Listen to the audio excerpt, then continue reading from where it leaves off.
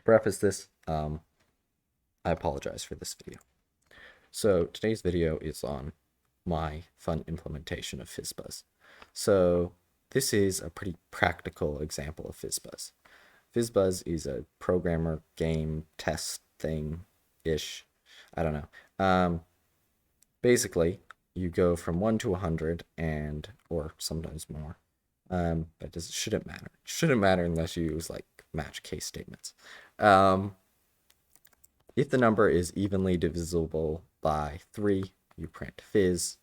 If it's evenly divisible by 5, you print buzz. If it's evenly divisible by both 3 and 5, you print FizzBuzz. Otherwise, you just print the number. So that works like this. Yeah, so 100 is divisible by 5, but not 3, so buzz. 99 is only divisible by 3, so fizz. 98, neither.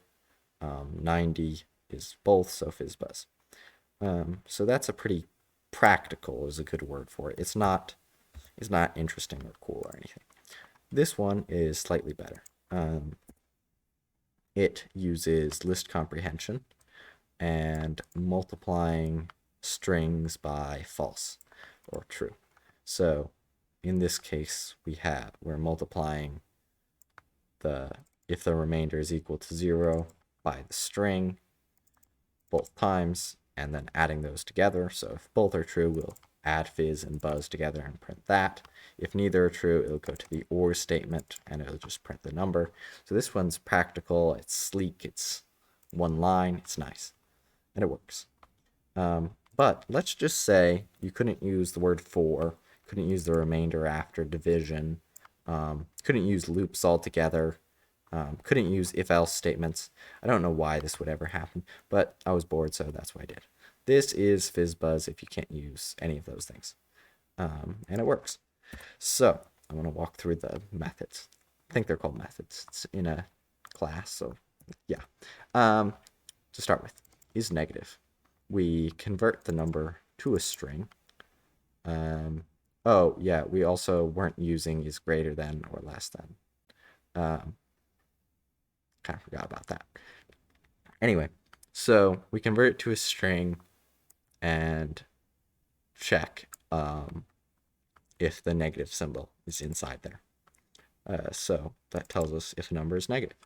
Then we have this is divisible by 0. I guess this would be called recursive because it just calls itself over and over again until one of them returns, and then they all return the last iteration of its response. So it basically works as a loop.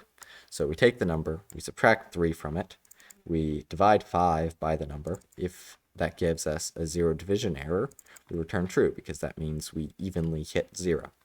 Otherwise, we try to take the is negative, which would respond true if it's negative. We convert that to a false with the not part, and then we convert that to an int. So false as an int is 0, which gives us the division by 0 error, which means we passed 0 without hitting it. So we return false. Otherwise, we just call the function and keep running until one of those two things happens. IsFizz just starts the is divisible by 0 loop-ish. Yeah, and then returns that. IsBuzz takes n as a string, takes the last index of the string, the length -1, and checks if that is equal to 5 or equal to 0. 5's all end in 5 or 0, so convert that into a bool and return that. FizzBuzz takes the current number, adds 1 to it. This is going to be calling itself also recursively.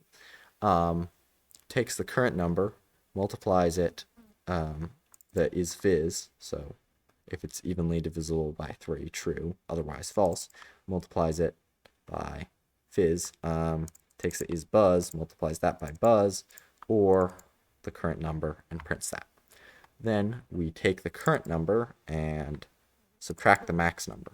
So if they're the same number, that will return 0, and then we just call it return, so it's done looping. Otherwise, we just call itself over and over again until we get there. So then when we initialize it, we take a max number, set the max number, and then call this as 0. Its first iteration will be 1 because it adds 1 to it at the start of each call, but That's how it's supposed to work. So we do this, it works.